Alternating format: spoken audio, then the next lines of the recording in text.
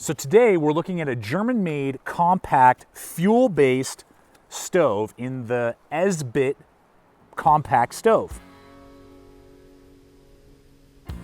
Okay, so we are at 8,600 feet. It's been about 25 minutes burning 3 pods. Here's our wrappers, one at a time. And I am just now barely starting to get a rolling boil. And how much of our third pod is left here? Let's look. Oh, it's got a good amount. It's got about half left.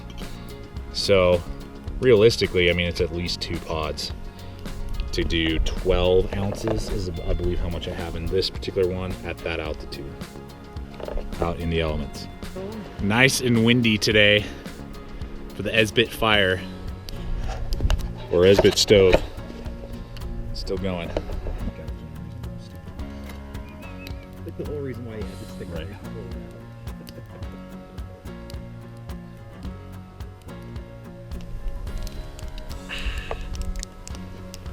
Really good.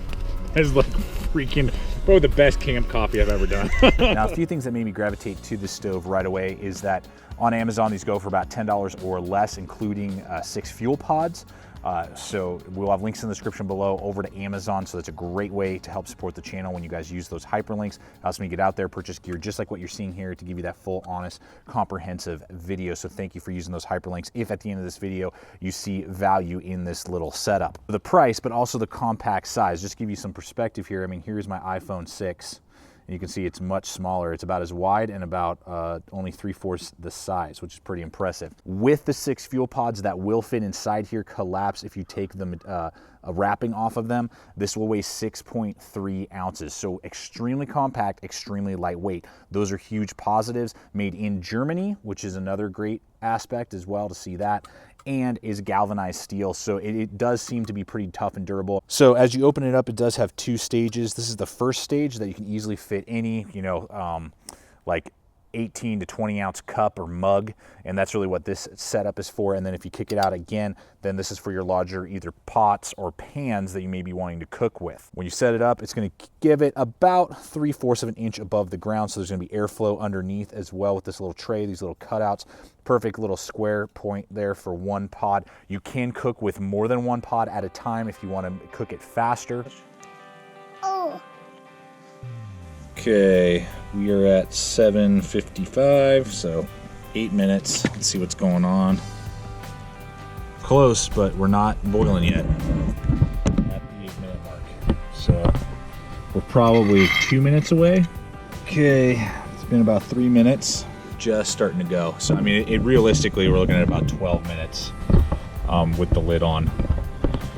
And the good thing is that it's snowing and it's cold, and this thing is definitely working. Let's see where the pods are at.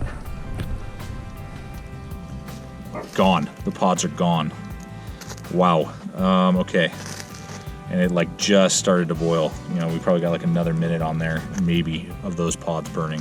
The fuel pods are smokeless. And are very small on the flame. So, if you didn't want to be seen or create a lot of scent and that type of thing, that is a possibility that would possibly help with. They do have, the fuel pods do have a little bit of a fishy smell. I don't know if they're made with some fish oil or something. When you sniff them, they kind of smell like a can of tuna. So that is something to note, the actual fuel pods themselves, when you get close to them, even in their wrappers. The fuel pods do have a shelf life of over 10 years. So that is another bonus for particularly like survival kits and that type of thing. So Esbit claims that with 1 pod of 14 grams, and they have a couple different sizes, but that's what this generally comes with, and that's what I recommend using. They say that it will burn for 12 minutes, which I did test and is accurate. About 12 minutes is how long they burn. And it should boil 16 ounces of water, or 1 pint of water, in under 8 minutes or less, is what their claim is. Now, after having used this, and as we're about to see here, that wasn't the case.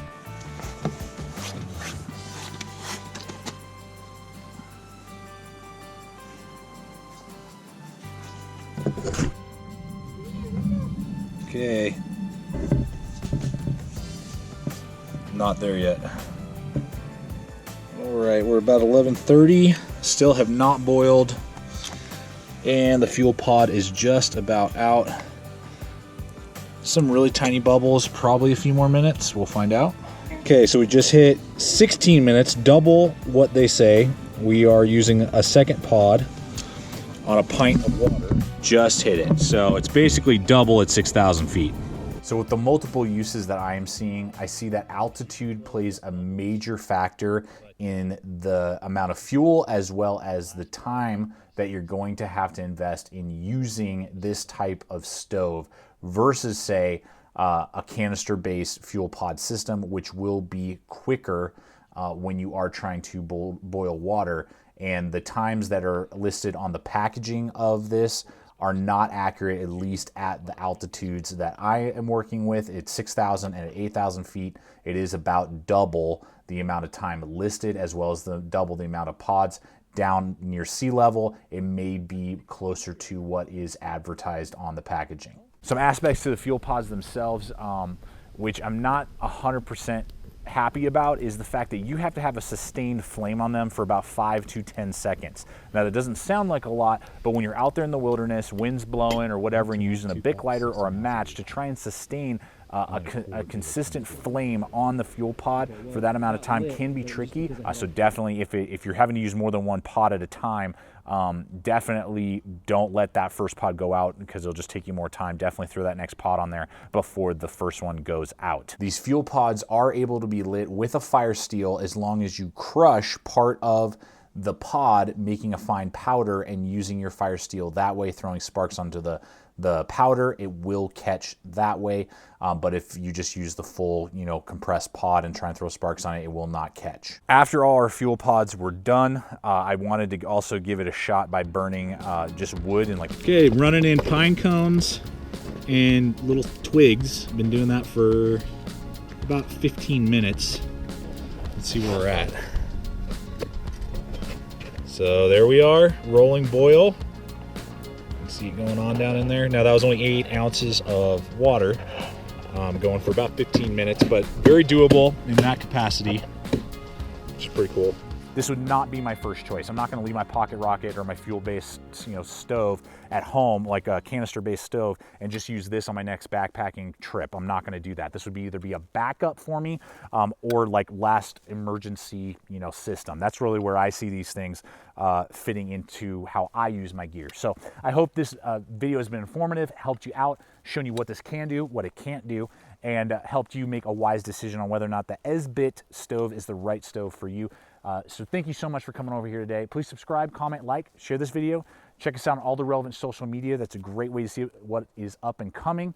If you're not a current subscriber of Gideon's Tactical, I'd invite you to become part of our YouTube family here and make this part of your regular YouTube experience, because we're throwing up videos every single week, giving you guys full, honest, comprehensive videos so that you can make a wise decision on your next gear purchase. Finally, always remember, stay equipped, stay prepared, and we'll see you out there.